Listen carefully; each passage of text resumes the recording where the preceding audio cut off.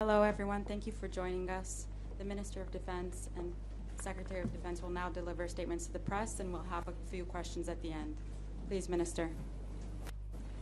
U.S. Secretary of Defense, General Lloyd Austin, when you said that you stand with Israel, you showed up. You stand here with us. Mr. Secretary, you have shown us what it means to be an ally, to be a friend, to be a brother. The Secretary and I have just left the war room. We sat where decisions are made on Israeli security, on our most sensitive interests. I briefed the Secretary on strategic developments in our region, and the Chief of Staff, together with the IDF leadership, shared our operations.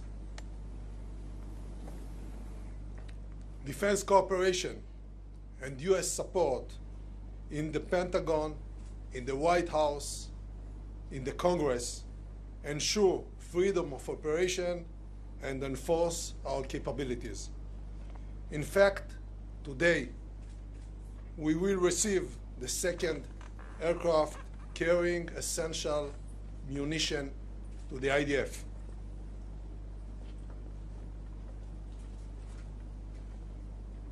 U.S. deployment of assets on land, in air, and at sea sends a strong message to both our partners and enemies in the region. On behalf of Israel's defense establishment and on behalf of our citizens, Mr. Secretary, thank you very much. Let me remind you all, our audience, who is the enemy? Our neighbors is Hamas, the ISIS of Gaza, an organization enjoying the Iranian payroll. I cannot let the world forget the brutal attacks Hamas terrorists conduct against Israeli children, Israeli women, Israeli elderly, and entire families. Murder, rape, kidnapping, this is what we face in this war. This is a war on the existence of Israel as a prosperous state, as a democratic state, as the homeland of the Jewish people. This is a war on freedom and on our common values, and we are on the front line. We will keep fighting, and we will win this war. We will prevail. With your permission, Mr. Secretary, I'll say a few words in Hebrew. מאז יום שבת, מדינת ישראל נמצאת במלחמה. אנחנו נלחמים על הבית, אנחנו נלחמים על העתיד שלנו.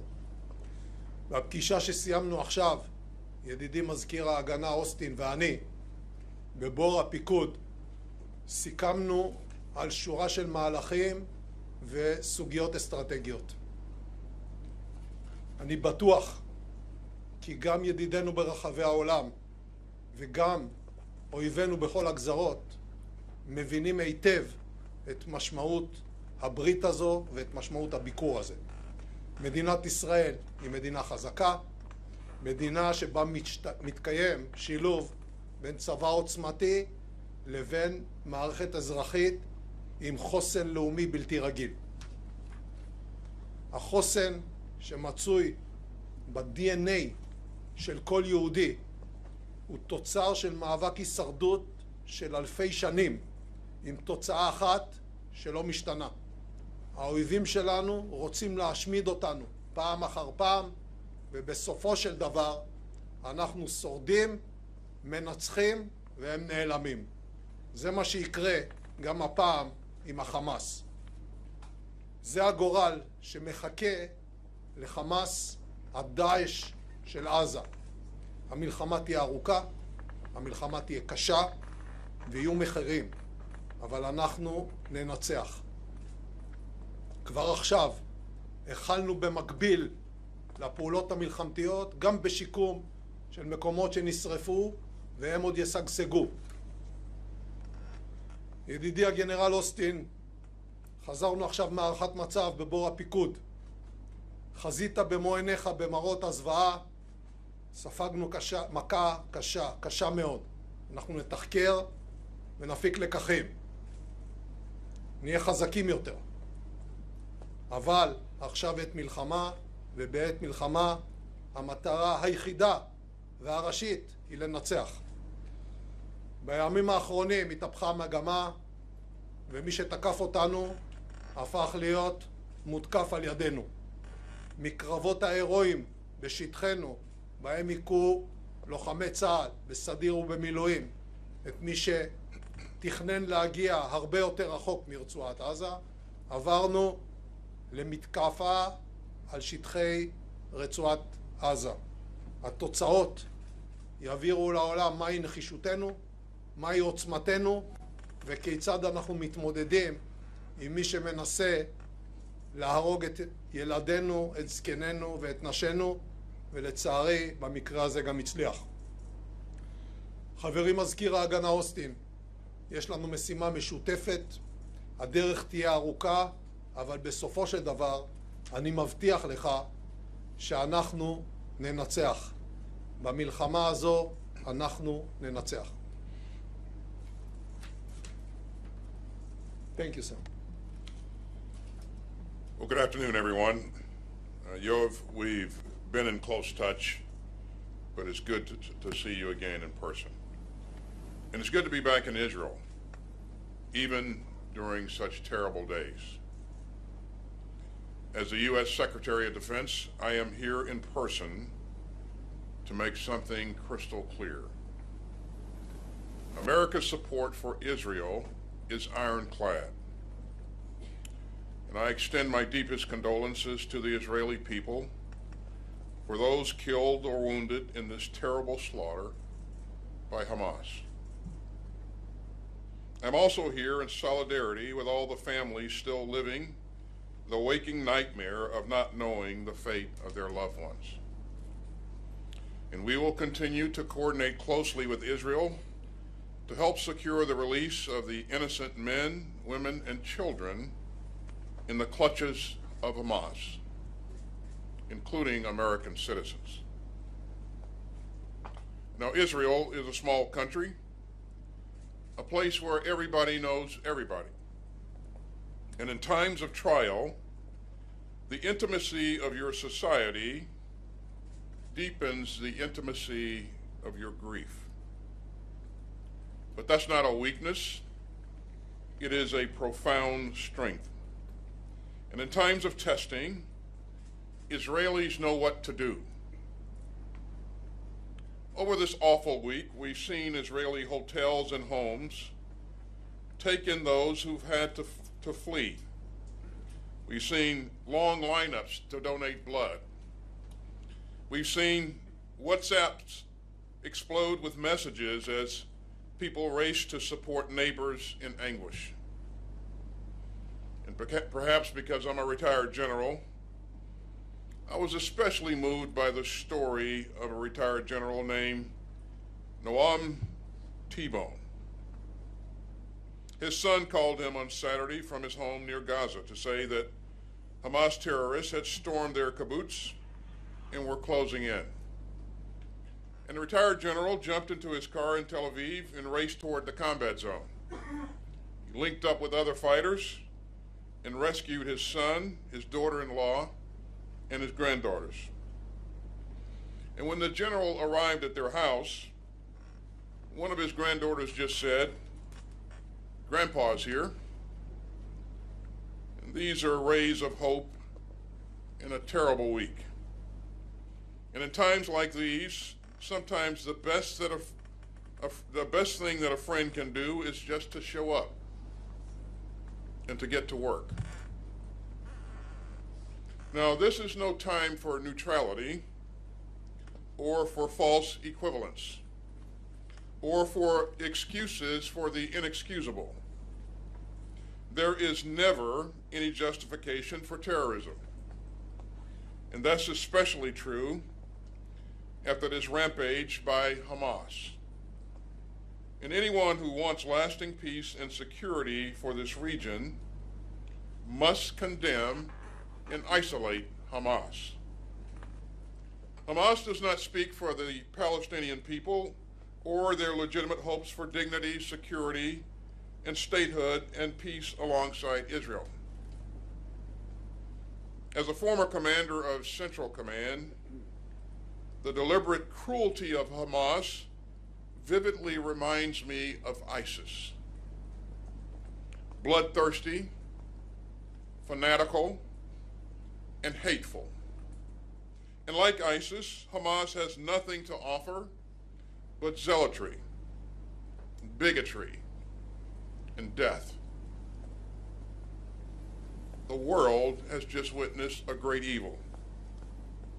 The deadliest attacks on civilians in the history of the state of Israel, and the bloodiest day in Jewish history since the end of the Holocaust. So make no mistake, the United States will make sure that Israel has what it needs to defend itself. And Israel has a right to protect its people. You know, and there are many phone calls this week. President Biden has told Prime Minister Netanyahu that the United States would also respond swiftly and decisively to such a massive terrorist assault. And the president also underscored that democracies like ours are stronger and more secure when we uphold the laws of war. Terrorists like Hamas deliberately target civilians, but democracies don't. This is a time for resolve and not revenge, for purpose and not panic, and for security and not surrender. At President Biden's direction, we have moved urgently to respond to this crisis and to send a strong message of deterrence. The USS Gerald R. Ford Carrier Strike Group is now in the region, led by the largest aircraft carrier in the world. We've augmented U.S. fighter aircraft squadrons in the Middle East, and the U.S. Department of Defense stands fully ready to deploy additional assets if necessary.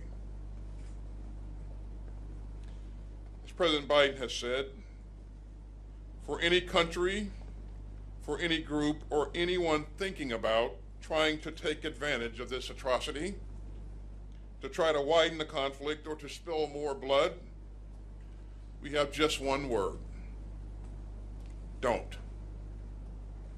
The world is watching, and so are we. And we aren't going anywhere. We will remain in close contact with our valued partners across the region, and security assistance from the Department of Defense is already rapidly flowing into Israel. That includes munitions and air defense capabilities and other equipment and resources. It also includes more interceptors for Iron Dome to save Israeli lives. And we will continue to ensure that Israel has what it needs to keep itself secure. Now, Hamas attacked at a time of global challenge. But the United States is the most powerful country in the world, and we remain fully able to project power and uphold our commitments and direct resources to multiple theaters. So we will stand with Israel even as we stand with Ukraine. The United States can walk and chew gum at the same time. And U.S. security assistance to Israel will flow in at the speed of war. And as this harrowing week draws to a close, and as Shabbat draws near, we stand together and we stand strong. The United States has Israel's back, and that is not negotiable, and it never will be. And after this terrible week, I wish you and all the people of Israel Shabbat Shalom. Thank you. We'll be starting with the questions, starting with Alon Ben David, Channel 13. Thank you, Mr. Secretary. Your presence in the Eastern Mediterranean clearly projects power, but should Israel be attacked from the north, from Hezbollah in Lebanon, will you be willing to exercise your force and join the fighting? I ordered additional assets to the region to bolster deterrence. And again, the message that we would send to any country or group thinking to take advantage of this situation and widen the conflict, don't. I won't speculate on anything that could happen in the future. I will just tell you clearly that the United States will continue to support Israel's right to defend itself. Thank you. And please, a question to the Defense Minister. השר גלנט, דיברת בתחילת השבוע על כך שהמטרה של המבצע היא למחוק את חמאס. ואזרחי ישראל שואלים את עצמם מה המשמעות של זה. האם תוכל להסביר לנו מה אתה מקווה להשיג במהלך הצבאי שלך ואיך הוא אמור להסתיים, באיזה מצב חמאס יימצא? אנחנו נמוטט את שלטון החמאס, אנחנו נחסל את היכולת הצבאית של חמאס, אנחנו נוודא שהאיום הזה לא קיים בגבולות שלנו, זה יהיה ממושך, זה יהיה קטלני, זה יהיה עוצמתי וזה יהיה לתמיד. Matt Seiler, ABC.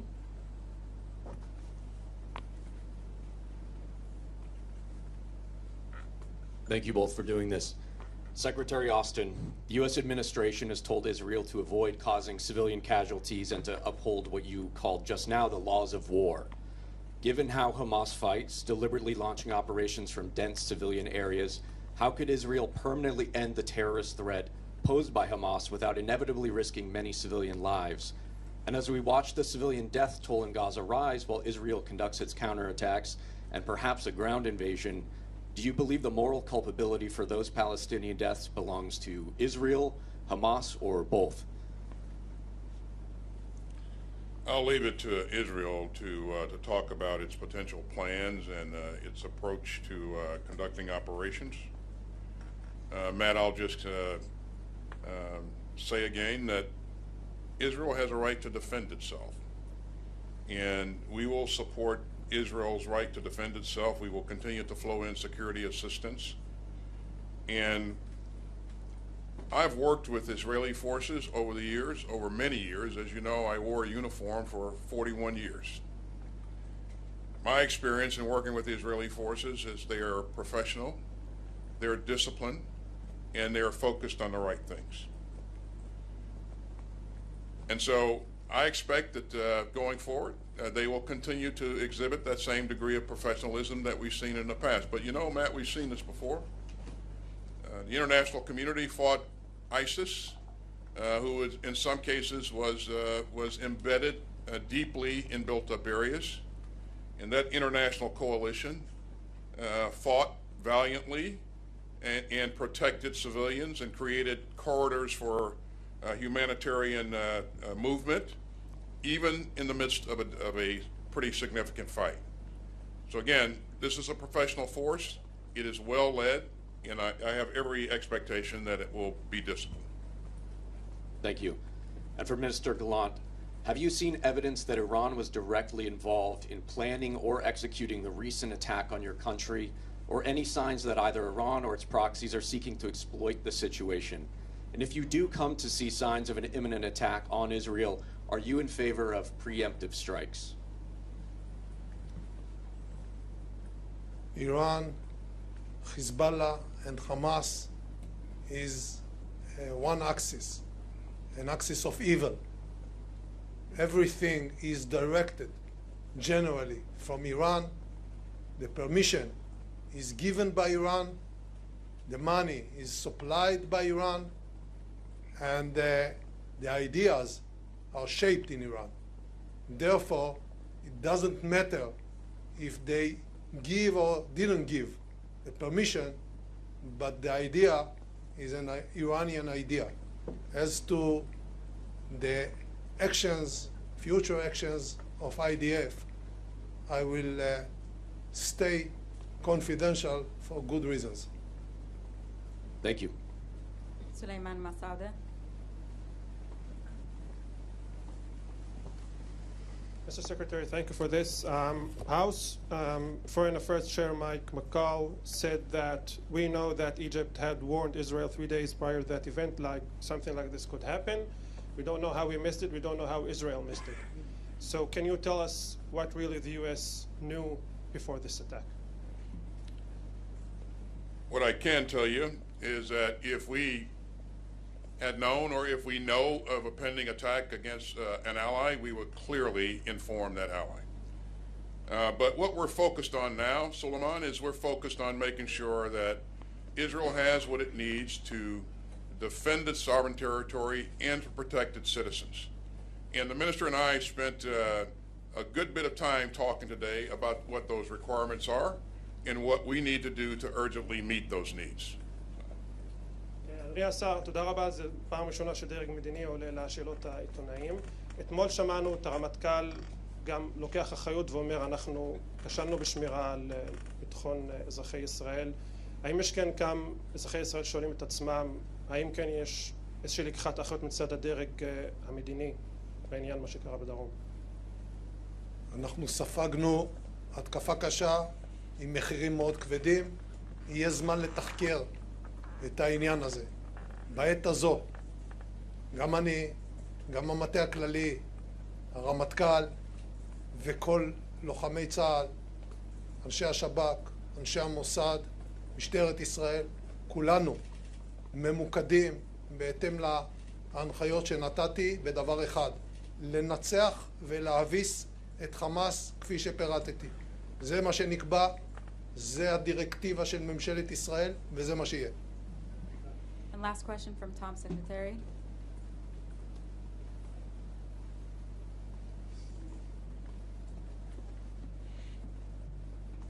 Thanks for doing this. Mr. Secretary, as you just stated, you were involved in the major effort to stop and eradicate ISIS. When you talk to the minister and others, and that experience courses through you, what kind of lessons learned do you feel or might be helpful in this case, especially dealing with that whole urban situation that you just referred to, the evacuation of civilians from Gaza, those kind of challenges? What kind of ideas and thoughts that you have that you can share, please? Well, thanks, Tom. I would tell you that encountering ISIS, I felt as if we were staring evil in the eye. It was truly evil.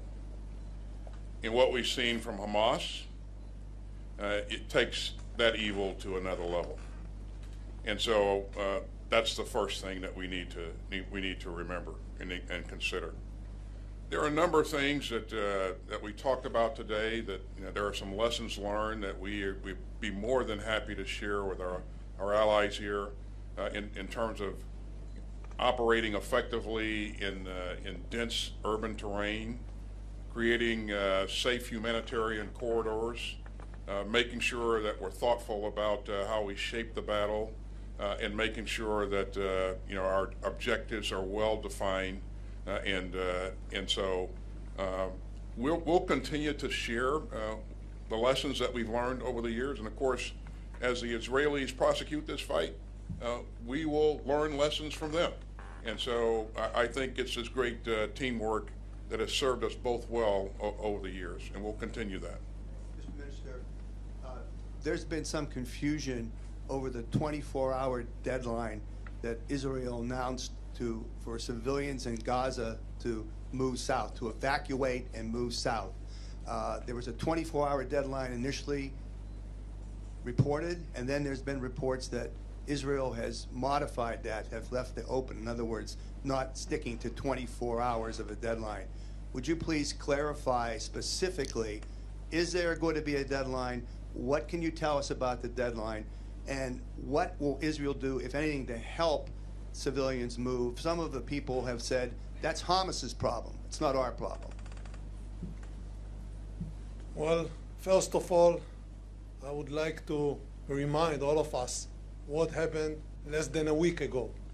1,200 Israelis were brutally murdered, raped, burned alive. Kids were tied one to the other and shot at their hands. This is Hamas. This is the ISIS of Gaza. And as the secretary said, they took evil to another level. That's first issue. Second, Israel never and ever will not shoot civilians in purpose. Therefore, we are asking all the civilians in Gaza City to go south of Gaza. And the reason is that because we don't want to harm them. The camouflage of the terrorist is the civil population. Therefore, we need to separate them. So those who want to save their life, please go south. We are going to destroy Hamas infrastructures, Hamas headquarters, Hamas military establishment, and take this phenomena out of Gaza and out of the earth. They cannot live among human, civilized people.